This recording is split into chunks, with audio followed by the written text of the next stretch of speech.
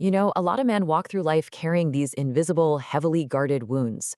When a father abandons, hurts, or harshly punishes a boy, it creates a really profound rupture.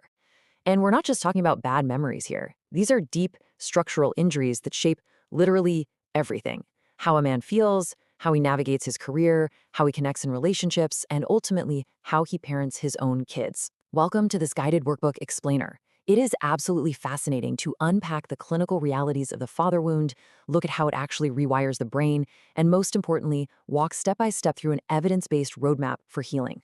We're going to take what can feel like a totally overwhelming emotional burden and transform it into an accessible, structured plan of action.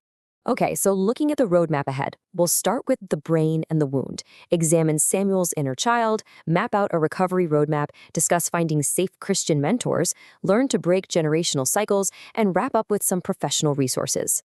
Let's jump right in. Module 1, the brain and the wound. So, trauma from a father leaves a lasting imprint, right?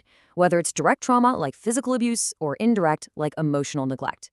To really understand why these wounds stick around into adulthood, we have to look at the clinical science of brain development. It's like a blueprint. Early childhood relationships set our foundational emotional templates. When a young boy's basic needs for safety, validation, and attunement are just not met by his dad, his developing brain is literally forced to adapt. It develops these entrenched survival strategies. And these neurological adaptations, they often show up in adult men as avoidance, aggression, people-pleasing, or severe emotional masking.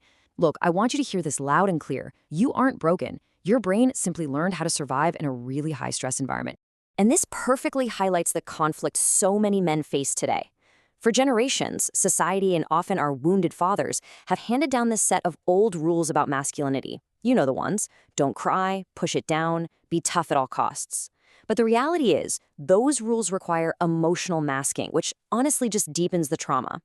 Healing means we have to actively challenge these inherited beliefs. The new choice, which is both clinically sound and pastorally healthy, is recognizing that emotional awareness is actually a sign of profound strength, definitely not weakness. All right, moving on to Module 2, Samuel's inner child. To really see how these old rules play out in real life, let's track the cycle of trauma and recovery for a guy named Samuel. As a young boy, Samuel had unmet needs. His dad physically withdrew whenever Samuel cried, which basically taught him that showing emotion leads to abandonment. Fast forward to adulthood, and Samuel's survival strategy was to just freeze. He became completely paralyzed during conflicts with his wife, absolutely terrified of rejection. But here's the amazing part. Through dedicated inner child work and therapy, Samuel learned to name his fear and practice self-soothing. He returned to his family as a healed father. Now, when his own son is upset, Samuel intentionally steps in to comfort him, completely breaking that generational cycle. That brings us to Module 3, the recovery roadmap.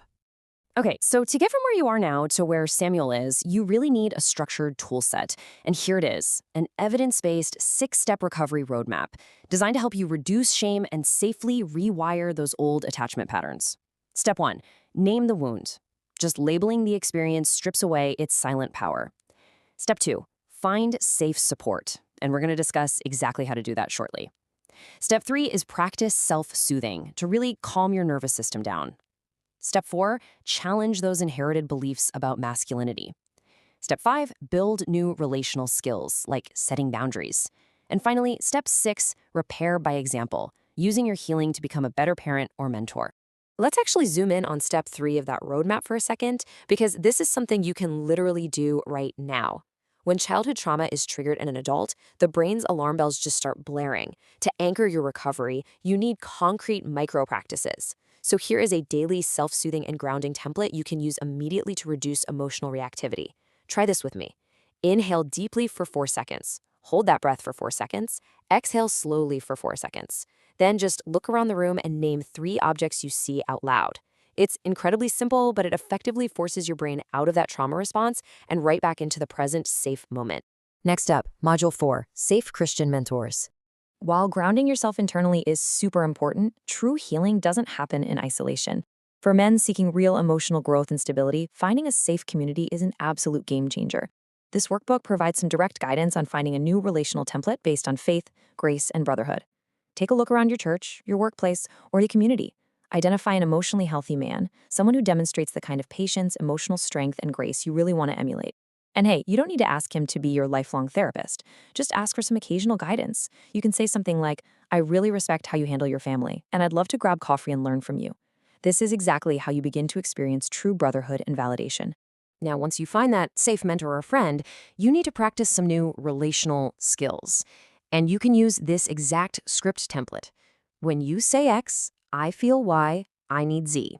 So, for example, when you raise your voice, I feel anxious. I need us to speak calmly. Try rehearsing this in low-stakes interactions with your mentor. It's a clinically proven way to practice asking for what you need and setting healthy boundaries without ever resorting to aggression or avoidance. Since this material functions as a guided workbook explainer, I've got a really powerful weekly action item for you. Sometime this week, take just 10 minutes, grab a notebook, and write down your answer to this prompt. What did my father teach me about feelings? Don't overthink it, just write whatever comes to mind. Uncovering these hidden scripts is the very first step to ensuring you don't bring them into your own adult relationships.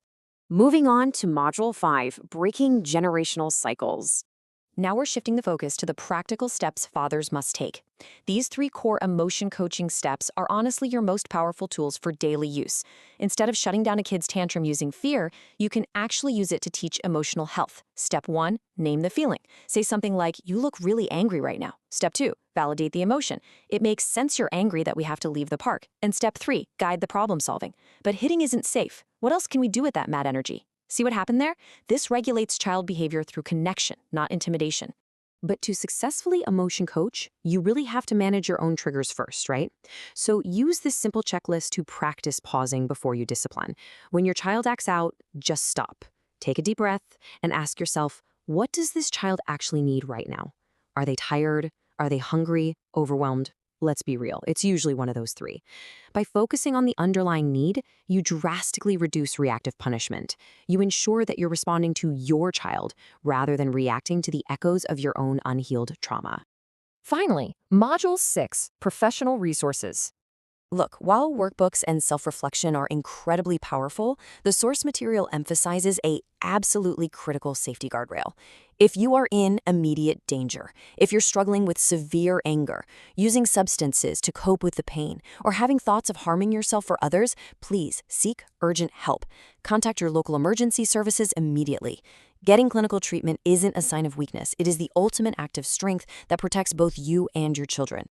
For ongoing, structured healing, you might want to literally write down these specific search terms. Look for trauma-informed therapy for men. Search for inner child exercises. You can also look into the Caring Dads program or search for emotion coaching for parents. Using these specific phrases is going to help you bypass all that generic advice out there and find the targeted professional therapy and fatherhood coaching you need to rewire those old survival strategies.